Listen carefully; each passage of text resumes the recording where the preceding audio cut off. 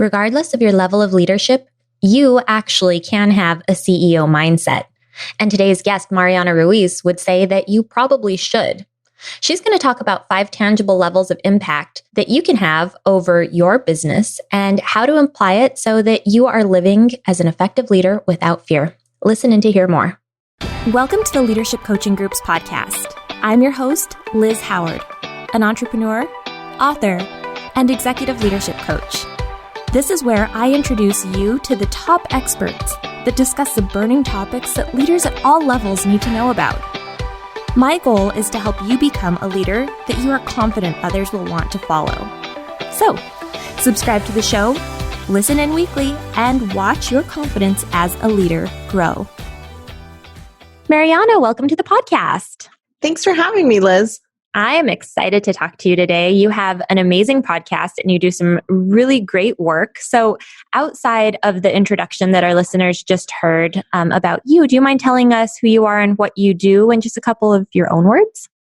Sure. So I help coaches to add 6 and 7 figures in revenue into their business. And we use our signature methodology called the Profitable Impact Formula to help them do that. Awesome. Can you just tell us a little bit about how you got into the work that you're doing now? How did you start out? Yeah, I think this will be really applicable to your listeners. So I was actually a bedside nurse for a long time. And I quickly noticed that if I utilized my brain more, I could stop doing all the physical labor. And if you ever know of any nurses, you know how physically demanding it is. So I was working night shift, lifting 400 pounds, or I was 400-pound people at the ICU. My first job out of nursing school was in surgical ICU. And I quickly started to notice, I got a good ICU job because I was using my brain. And so I quickly started using that. And I was like, okay, where else can I use my brain? And I started working in more complex, case management type roles, organ transplant coordination, those kinds of roles, and started climbing up the corporate ladder in a very different type of way. Most nurses stay in bedside nursing for 30 years. And so there's not a way you climb up that ladder. And I just kind of made it work. And eventually I was asked to run 3 hospitals, the case management department of 3 hospitals in our local area where I was living back then in Texas. And I had a preemie daughter who was born at 28 weeks. And I was like, oh my gosh, this baby was 2 pounds in ICU for over 68 days and needing open heart surgery within her first week of life. So I knew that things were really changing fast and I wasn't going to be able to return to my job. And I had a very side hustle, coaching business thing that I was doing. I was doing some health coaching after my son was born because I lost a significant amount of weight. And I thought, okay, well, I can just lean into this side hustle thing to kind of make ends meet with the hospital stay since I couldn't go back full time and all of that kind of stuff. And eventually it just took off. And I went all in on my coaching business full time and never returned to that job. It was like the universe was saying, you're not meant to do that job. Yeah. That's amazing. Yeah. And I think that that's a huge lesson too, because when there are opportunities, it's so easy to shrug it off or, this perceived logic take over that you're lucky to have this type of job or, it's the easy route, or when it gets hard to do your own thing, you always have that to fall back on, but it's just putting in the time and really listening to the fact that this is important to you and your true calling is really powerful. Yeah. Let's kind of fast forward a little bit. You found your niche. You knew what you were going to do and put your brain to work. How does a day in the life of Mariana look now? Oh my gosh, chaos.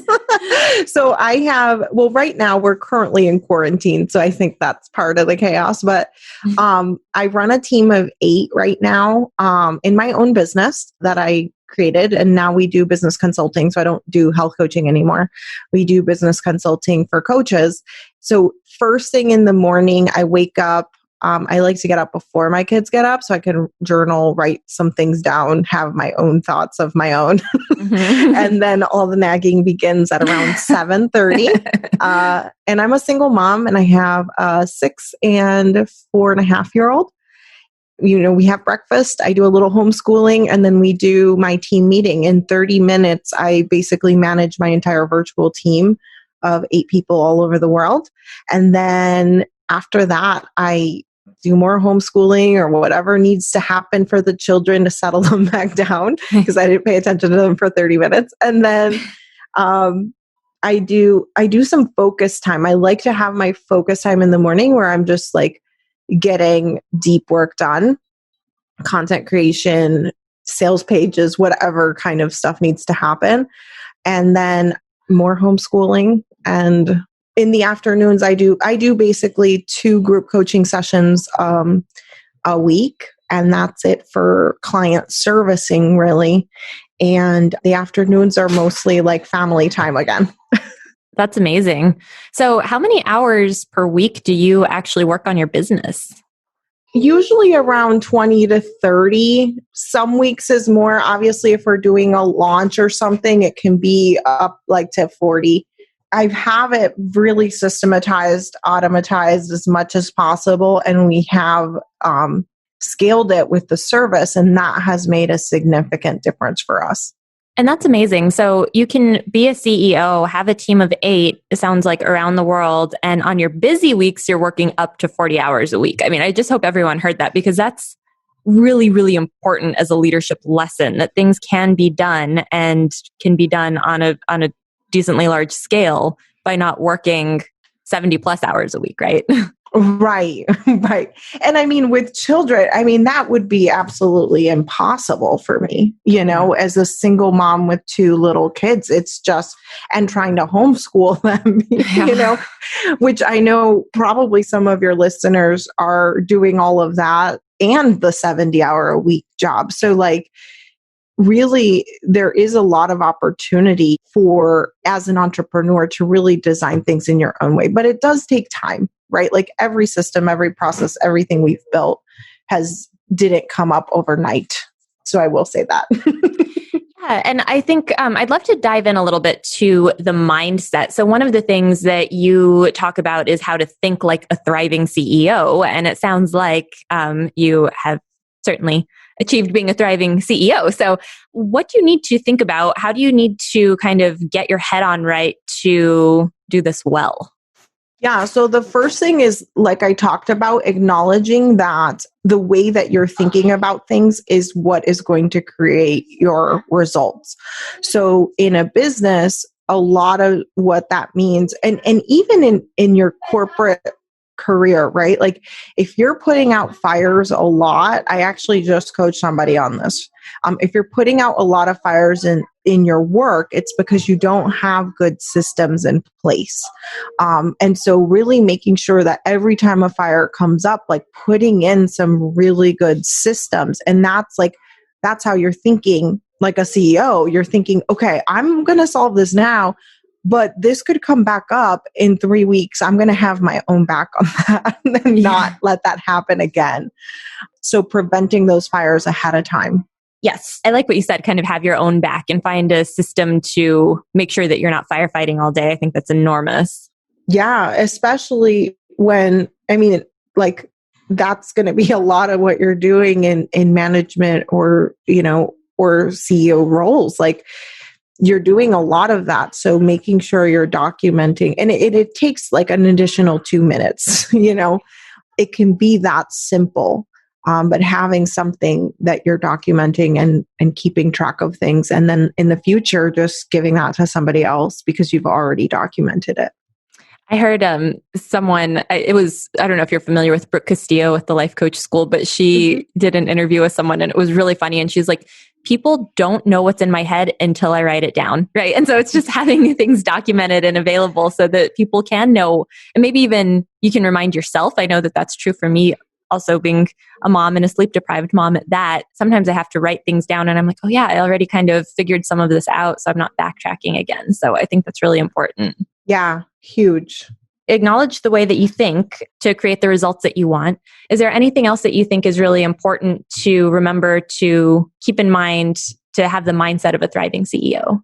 Oh, I like to think of like the scientist mindset a lot. So what I mean by that is these systems, these processes, you're going to make a hypothesis of what might fix it next time.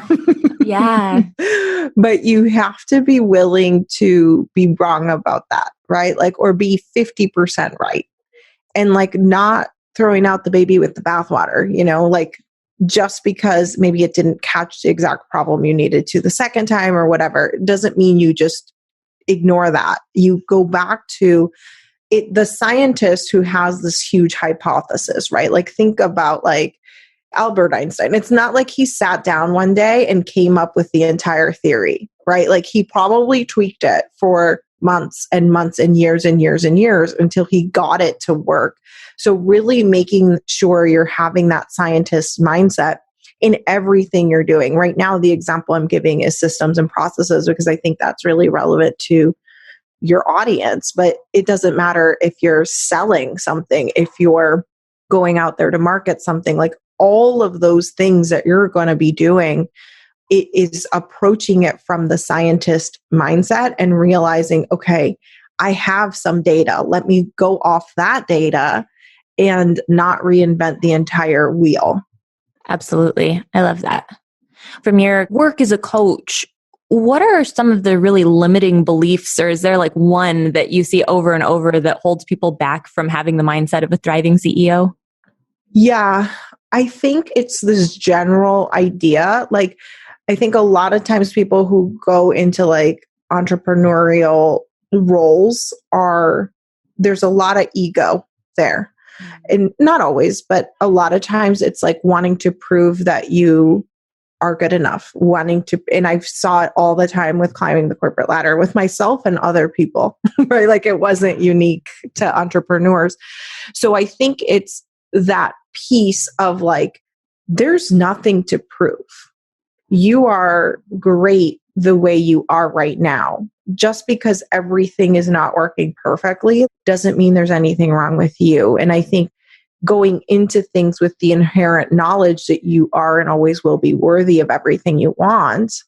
And this is like just cherry on top, like fun to explore. Again, going back into the scientist mindset and being like, this is a fun puzzle to solve. It's not this super heavy thing that's going to like make or break my career. Try not to think like that is what I think that's the biggest hang up. Yeah, definitely.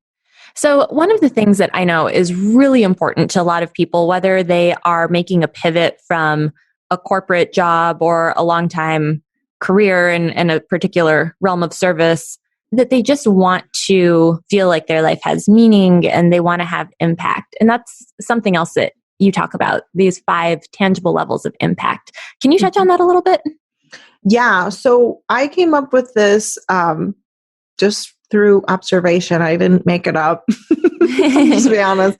So basically the first level of impact is what we usually start off with, right? Like when you're like, I want to make a difference with this, right? Like I want to go to the next career. Like I want to do this next business, whatever it is you're trying to do. It's like that initial piece is, how is this going to affect my quality of life? How is this going to affect my family and my day-to-day life?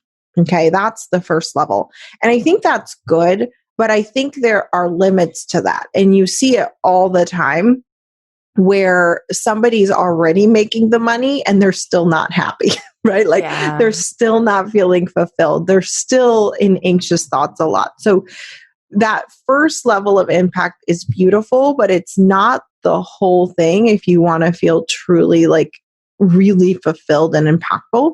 So the second level of impact that I talk about is how you're going to impact your clients. So in the service that you're providing or that your team is providing, right? Like, how is it going to change the world? I remember like when I was in a transplant coordinator, it was like I was showing up to that job. Like we worked 24-hour shifts, and I was at one point I was pregnant with my son. Like, so I was like huge and just like on these 24-hour shifts up and down the hospital with like this huge belly.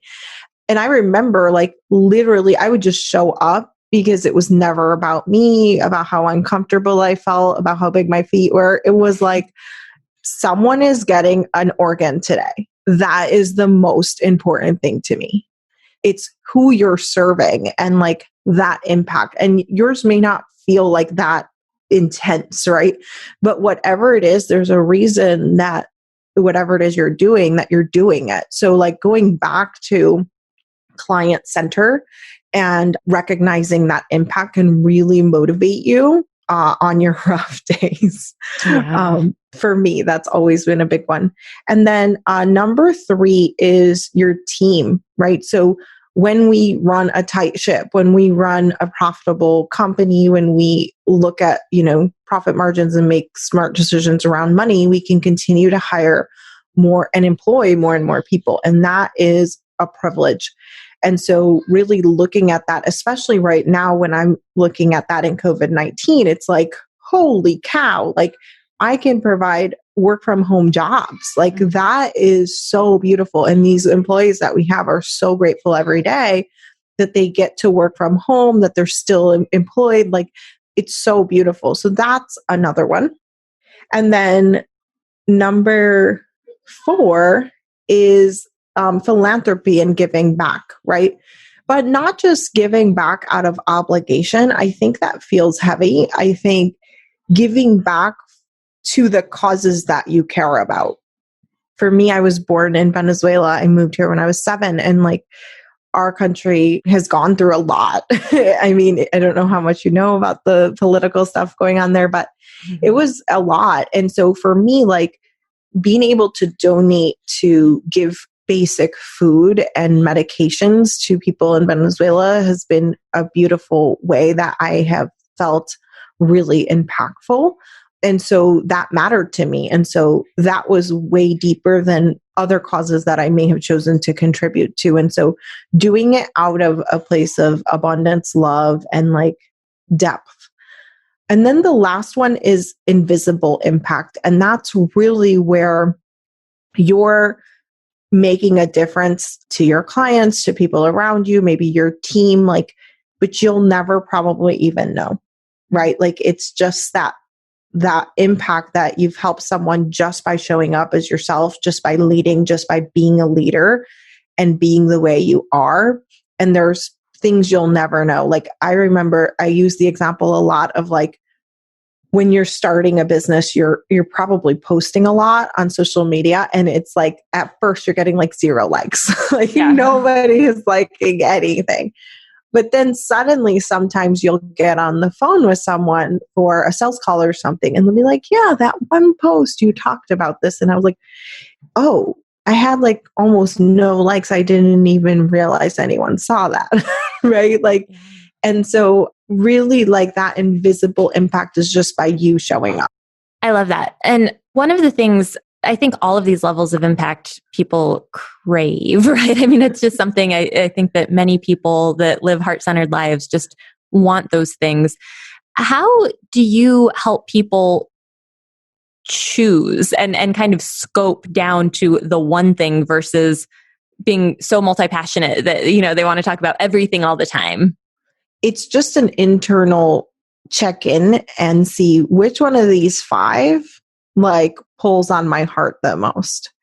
And for me in my life, right? Because for you, one of them might be really prominent now. Like for me, the one about the organs transplant, that was like a huge one back then, right?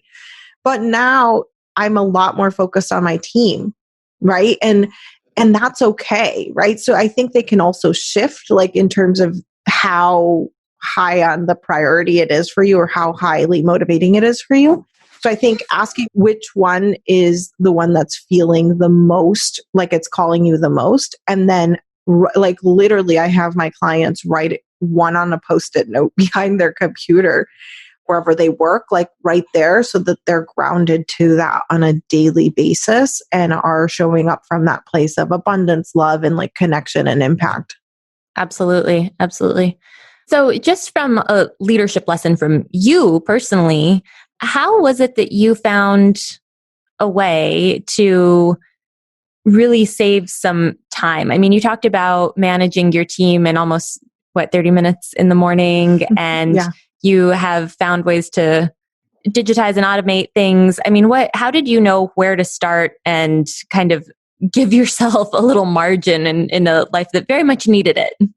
Yeah, I started with the service because I was so bogged down with the service. So initially, when I was selling coaching, I was doing 1 hour consultations every week, and then unlimited message support. Like they could just message me anytime. Well, when you have 15 clients and 2 tiny kids, they were both under 2 at that time. So when that is the case, you literally don't have any time for anything. And so that was the heaviest at that time. And so I started with scaling that with group programs. And I tried doing some courses and things like that, which is a lot more automated. I had, the internet marketer's dream of I had a course on autopilot that was selling in my sleep. It was fantabulous, except I didn't feel that impact. I was having people purchase the program and not really go through it. They weren't when I would look at the statistics on the back end, I mean, these were videos that I worked really, I poured my heart and soul into them, and people weren't getting to the end of the course. And I was like, well, how can I talk about helping people and making a difference if they're not going through it? And so I started adding some coaching with it, and eventually came up with this group coaching model that we teach. It's a little different than what most other ways that people teach it. And that is the first thing I did to scale, was scaling the service because it was really needed first. And then from there, once the service I knew how to sell it on a regular, I knew kind of what to do to sell it. Then I started to create more systems, bring on team, all of that followed. Yeah, that's amazing. And how is it that it got to a place where you were able to just manage your team for 30 minutes a day? Because I think a lot of people have a hard time, especially when it's your new baby of a company and you want to know that everything's going right and is in your voice. And, how did you get yourself to that point where you could just let go and let your team of experts be the experts that they're hired to be? Okay. So a lot of training videos. So literally every time I would sit down, so you asked about voice specifically. So if someone's writing copy for me, so I'll record my podcast, for example, and my team will put it all over social media for us. Sometimes in a small clip, sometimes it's a post, sometimes it's a blog for SEO. They do all this whole process with it. And it's literally been every time I sit down to edit someone's copy, I will record myself. So now there's an instruction manual, that hour that I spent, or 30 minutes or whatever each time. Now there's an instruction manual for what Mariana is looking for. Now there's actually a checklist, make sure you have these things. Otherwise it's not ready for even review, right? That's how I did it, is just basically every time I would sit down to do something, I would record myself. It's not fancy. But it's so important, right? Because I think one thing that I've heard people talk about a lot over the years is it's just faster if I do it myself, right? And it's always true the first time. The first time, it's always faster to do it yourself. But eventually, it can be very, very powerful to train a team and let them do the thing, whatever the thing is. If it's, SEO, if it's getting the word out there. The first time or couple times, it does. Maybe you have to record videos or spend some time training people, however that's done, but it can save you, maybe even sanity in the long run if you're really strapped for time. So that's I think, an important point. Yeah. And I think when you're just recording yourself, so there's an app called Loom. That's what we use. You're going to go in there and you're going to look at the copy anyways. So it's literally 2 seconds to hit the button to record yourself and think out loud. It really is no additional time because you're going to have to review people's work in the beginning, no matter what you delegate. And the other thing is like when I build a system, so example, we just like really over the last 3 months, like worked on this SEO system to like really up our SEO. And I built the system with my project manager and we had it all dialed in. We're like, this is it. This is going to be so good. And then like 2 weeks later, the whole team was breaking it. They're like, I don't know where this is. And then like I go to record and it's not there. Right. And like all of those tiny little details. And I always tell them, I'm like, I love it when you break my process because it just makes my process better. Yeah. I'm not going to get upset that the employee put the SEO keyword in the wrong place. I'm going to go fix the process. And so it also creates a culture where it's safe to make mistakes because it's never their fault. It's always the process. And I love that because, I mean, yes, there's going to be people that are underperforming. Yes. And there's going to be people that you're going to have conversations with. But in general, like most of the problems can be fixed if the system is strong enough. And our goal is to have systems and processes that somebody off the street could follow step by step and seamlessly work into the business. That's my goal. And so that's kind of like our project, our pet project. That's awesome. That's awesome. Yeah.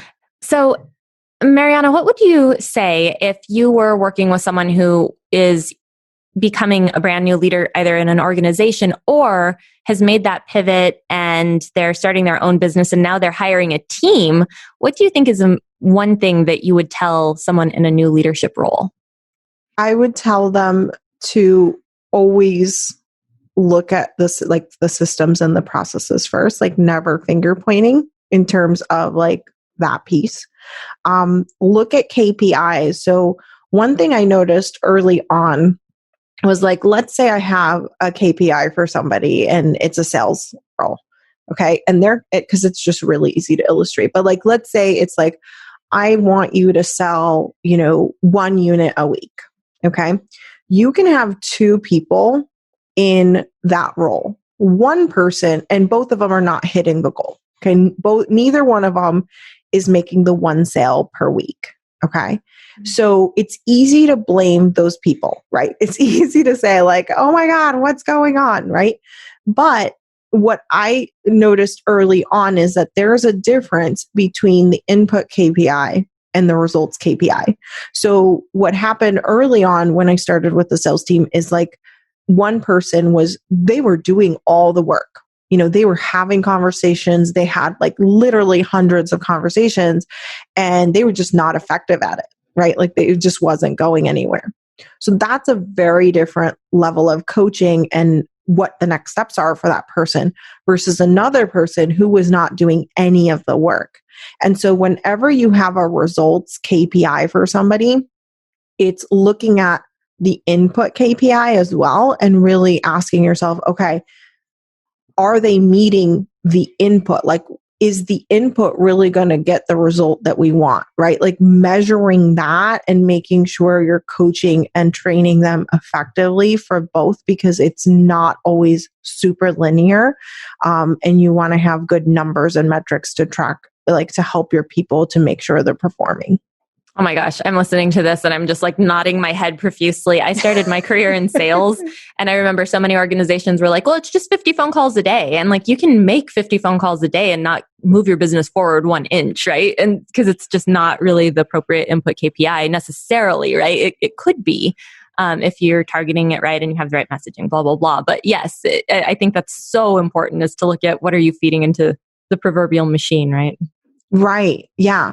And when you're depends on the level too of control you have over that machine. But like as the manager, you're going to be the one that has to coach that. So like knowing what the problem is really important. So like if you have leeway in ability to add numbers or look at different things, like really that problem, like that is the highest level thinking you can do, right? Is really looking at the system, like what are the results we want from each team member? What is the input we need? And what is the output we need? And making sure you're tracking both. Definitely. Oh, that's so powerful. Obviously, you have quite a lot to teach, and I'm sure there are about 100 other questions I could ask you, but you have a better platform for that already established. Can you tell us a little bit about your podcast? Sure. It's called the Impact Driven Entrepreneur Podcast, and you can access it on iTunes, Stitcher, iHeartRadio, all the main places. Awesome. Mariana, it has been so much fun to talk to you. I will make sure to link to your podcast in the show notes so that people can learn more about the awesome work that you're doing. And your website is probably another good place for them to go as well. Yeah, the impactdrivenentrepreneur.com. Perfect. And we'll list to that as well. Thank you so much for coming on the show and for helping us kind of get our mindsets in a really healthy place. Thank you. All right, guys, that is all that we have for you this week. Until next time, bye-bye.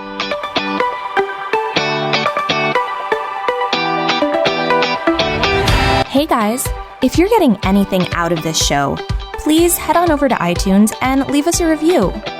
I read every single one, and honestly, your feedback is single-handedly what keeps this show going.